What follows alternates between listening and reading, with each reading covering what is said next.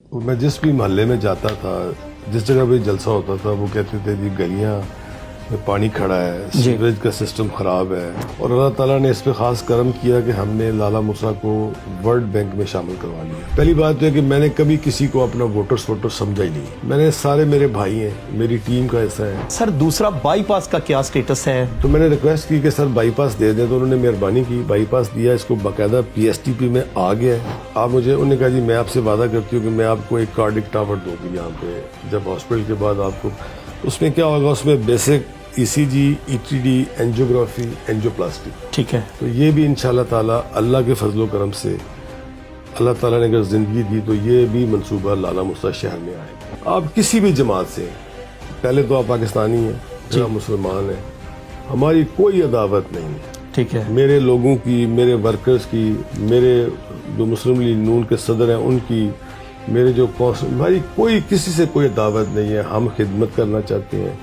ہماری پوری ٹیم خدمت کرنا چاہتی ہے۔ آپ ہمیں ووٹ دیں یا نہ دیں، یہ آپ کی مرضی ہے۔